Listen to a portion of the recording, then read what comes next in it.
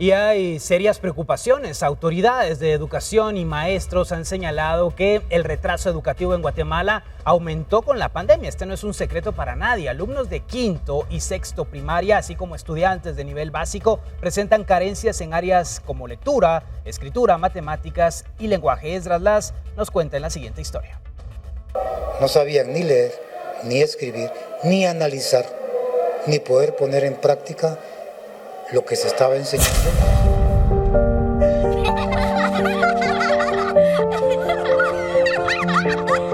El rezago educativo es una de las muchas problemáticas que afronta Guatemala desde hace muchos años, pero la llegada de la pandemia abrió una nueva brecha en el aprendizaje que ha ocasionado que los alumnos no absorban los conocimientos necesarios para ser promovidos de grado. Docentes han señalado que retomar las clases presenciales ha demostrado que el retraso de aprendizaje de los alumnos, principalmente en los grados de quinto y sexto primaria, así como los niveles básicos, no tienen los conocimientos necesarios para ser promovidos de grado. Mauricio Pérez, docente de matemáticas de nivel básico, comentó que desde su experiencia el aprendizaje en el país tuvo un retroceso desde 2020, cuando los alumnos recibieron educación a distancia. Pérez señala que las guías que fueron enviadas a los alumnos regresaban con ítems sin resolver debido a la falta de conocimiento por parte de los alumnos. Cuando yo empezaba a calificar las guías, yo me impactaba porque decía, bueno, todo en blanco. Ahora, ¿qué fue lo que repercutió después de esto? Retrocedimos. Actualmente, docentes están buscando retomar los temas que no fueron aprendidos por los alumnos y han señalado que hasta un semestre se han tardado para poder enseñar temas que debieron ser aprendidos en años anteriores. Luchando desde el área de comunicación y lenguaje y del área de matemática, luchando por recuperar ese tiempo perdido, porque los jóvenes hoy necesitan recuperar esas habilidades cognitivas que se perdieron. El viceministro de Educación señaló que Guatemala históricamente no es un país referente en pedagogía, pero que la pandemia desestructuró el sistema de aprendizaje y que la evaluación que se realizó al inicio de su periodo revela que existen retrasos en áreas como lectura y escritura. Actualmente, el Mineduc trabaja en un programa para fortalecer las capacidades de los maestros y alumnos para recuperar la calidad educativa que se perdió durante la pandemia. Estamos trabajando ya en el rediseño de la formación inicial de los docentes, que es muy importante, en la producción de nuevos materiales, libros de texto, ¿verdad?, asociados con el currículo, especialmente en las áreas en las que nunca ha existido. Por otra parte, estamos trabajando también un esfuerzo por saltar al uso de recursos digitales, especialmente en la secundaria. Francisco Carrera afirmó que el presupuesto asignado a educación no es suficiente para mejorar los procesos educativos, principalmente en tecnología y libros de texto. Dice que se necesita la contratación de más docentes, la construcción de más centros educativos y la implementación de tecnología para que exista una mejora en los niveles de aprendizaje nacional. Con imágenes de Emilio Chan, reportó para Impacto Directo, Esdras Laz. Suma una serie de problemas que tenemos dentro de la sociedad que están atravesando nuestros niños, adolescentes y jóvenes. El retraso que se tiene, Jairón, y al parecer a pocos les interesa este tema. Pero pónganles un celular, mire. ¡Ja, la gran pereca! Ahí sí son pilas los patojos. No solo es el retraso desde la pandemia, el sistema educativo en Guatemala viene atrasado desde hace mucho tiempo. Es increíble cómo hoy los niños no hacen ortografía, hoy los niños no hacen caligrafía.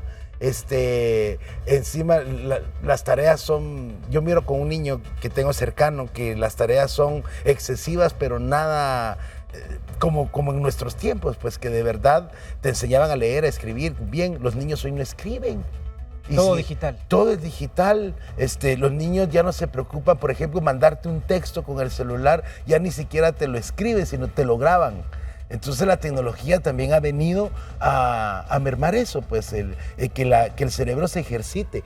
Ya no digamos leer.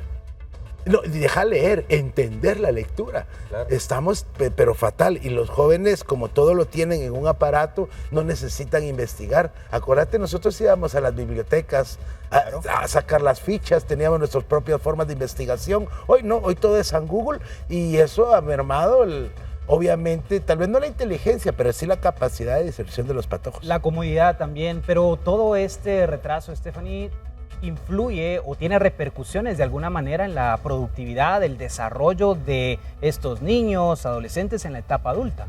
Así es, mira, posiblemente sí hay un antes y un después de pandemia, pero sí concuerdo con lo que dice mi compañero, que la educación en nuestro país en sí no es una buena educación. Si vemos una recién encuesta, estamos en el 4º lugar de los países con peor educación, pero obviamente todo esto sí puede afectar tanto el estudio, sino cómo se desarrollan los niños. También algo que me preocupa mucho es que hoy en día ya incluso no se fomenta la lectura, que es algo muy importante. Hoy a los niños ya ni siquiera les gusta leer, sino que solo ven en el teléfono y les gustan textos cortos, ya no leen un texto grande. Entonces creo que sí deberían de crear más programas que beneficien a todas las personas y que se preocupen más por la educación, que sí es un problema a nivel nacional, en lugar de otras cosas, ¿verdad? Omar, ¿cómo podemos hacer esa mezcla? Porque no podemos ser ajenos a la tecnología, como bien lo mencionaba Jairón, y tener esa mezcla de la enseñanza que pueda ser sustancial y dejarnos algo.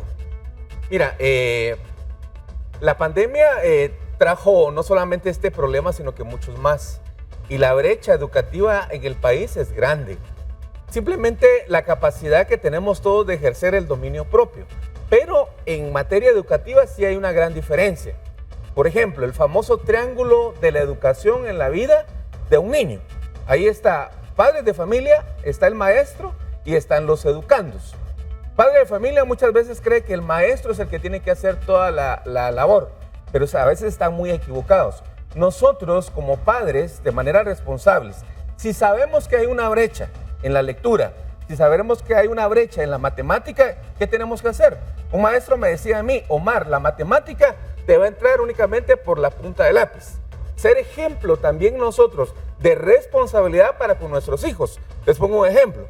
A mis 2 hijas, desde que estaban pequeñas, llegaban del colegio, yo ya les tenía su bitácora de lectura y tenían que leerme 30 minutos diarios. Hoy mis hijas, gracias a Dios, son ávidas lectoras y hoy Guatemala necesita volverse un país de lectores. ¿Por qué? La habilidad social número 1, que es comunicar, los jóvenes hoy ya no la hacen. Llegan a una entrevista de trabajo, y lo digo de esta manera, no saben, pero ni siquiera vender una competencia para que les digan, te contrato.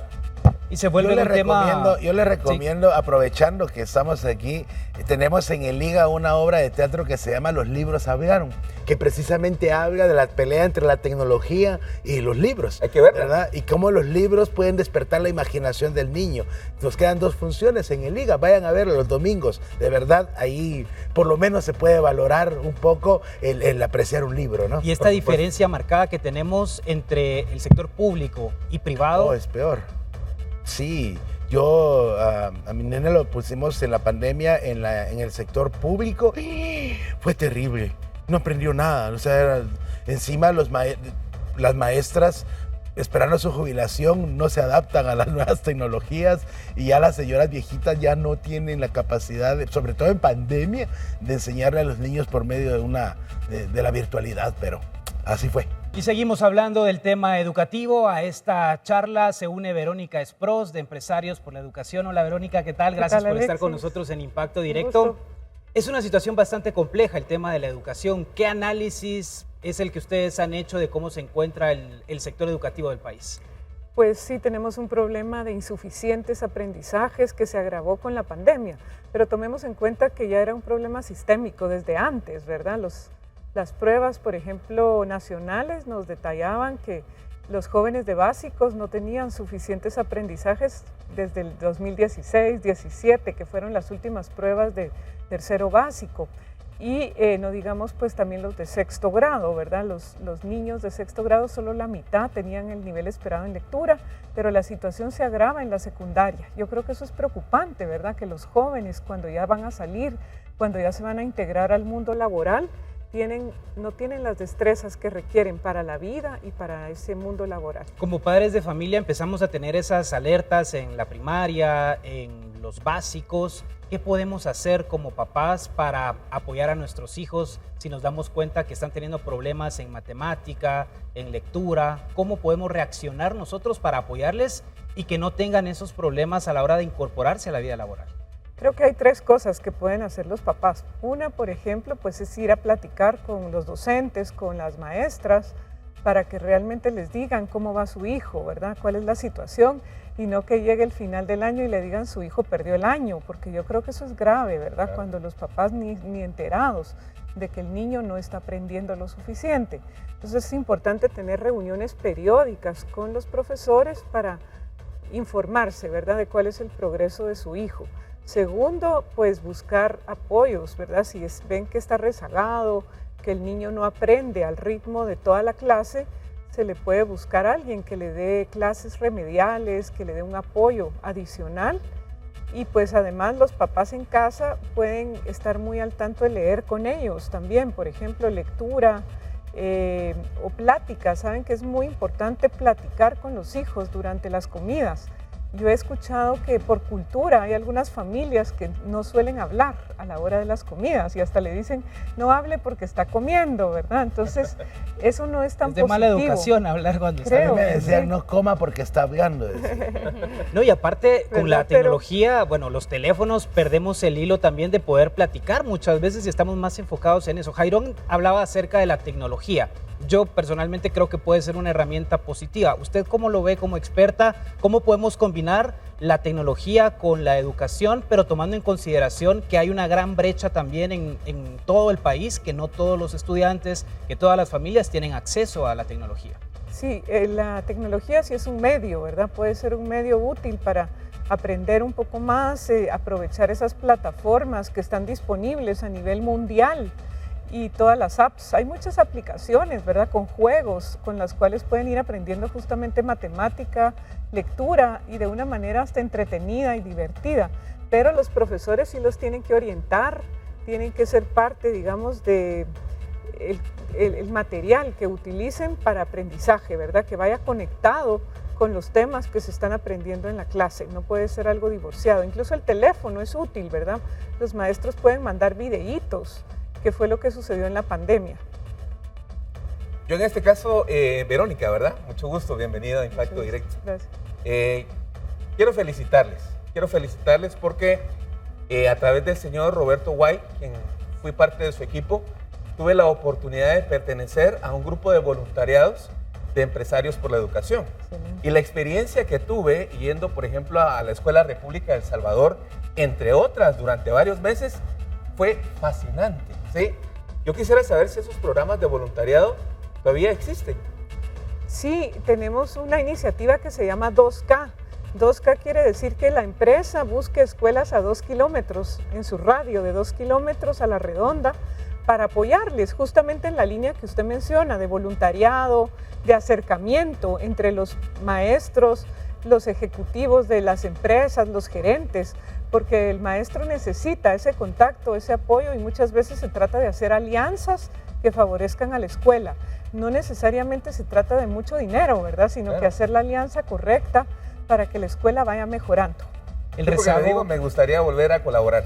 Perfecto. ¿El rezago que tenemos es de 40 años o es más o es menos en este avance de educación? Creo que sí podríamos decir que en algunos grados, yo diría que en el nivel medio es donde estamos más rezagados, podríamos tener rezagos hasta de 20 años, como que todavía se estuvieran dando clases del siglo XX, ¿verdad? Si ustedes ven, todavía tenemos institutos que están sin tecnología, que todavía los jóvenes reciben dictados, no son metodologías muy activas, centradas en el estudiante. Eso es lo que tiene que cambiar, que el proceso de aprendizaje incorpore, por ejemplo, aprendizaje basado en proyectos. Hay otra que se llama aula invertida, ¿verdad? Son otras formas de enseñar que ponen en el centro al educando, al Pero aquí estudiante. es el Ministerio de Educación el que debe hacer todos los cambios del currículo nacional base. El currículo no es el problema, sino que es cómo se implementa y realmente ayudar y formar a los docentes para que ellos hagan un buen trabajo en el aula. que tengan metodologías, ¿verdad? Que pueda ser activas. mucho más Pero ¿qué práctico, puede ¿no? pasar en un aula donde tenés 70 patojos? O sea, una sola maestra. 70, y a veces, por ejemplo, en el interior me he topado con escuelas donde tienen un profesor da primero, segundo y tercero, y el otro profesor da cuarto, quinto y sexto. Porque solo hay 2 aulas en la escuela. Pero es que ahí está Son el problema. escuelas multigrado, ¿verdad? Claro. Se llaman multigrado. Ahí está el problema porque si lo vemos, ya no es una educación de calidad, sino que lo que se busca es llenar un contenido en base al pensum. Y hubo Entonces, un gobierno se que pierde una serie de competencias. Hubo un ahí. gobierno, no sé si fue la UNE, donde prohibieron que los patojos perdieran. No sé si todavía está vigente eso. O sea, había que pasarlos. Con la pandemia eso está vigente, pues desde la época de la pandemia se privilegió que se mantuvieran en la escuela, porque si perdían el año los iban a sacar, iban a desertar de la escuela. Entonces se utilizó el mecanismo de efectivamente pasaban de grado, De que aunque no ganaban tuvieran las por decreto, competencias. como decíamos prácticamente. antes. Aunque no tengan las competencias con el fin de retenerlos en la escuela. Ahorita toca recuperar aprendizajes. El Ministerio de Educación está implementando una estrategia que le llaman nivelación de aprendizajes. Y esa va a ser muy importante. Va a buscar que los niños lean más, que lean 40 minutos en la escuela y después entrarán a matemática, pero primero va lectura, por lo que decíamos, ¿verdad? Si no saben leer, no pueden aprender otras disciplinas, otras áreas. 40 minutos, bien leen una cuartilla ya. Claro, es interesante. Verónica, gracias por acompañarnos, por compartir esos datos con nosotros.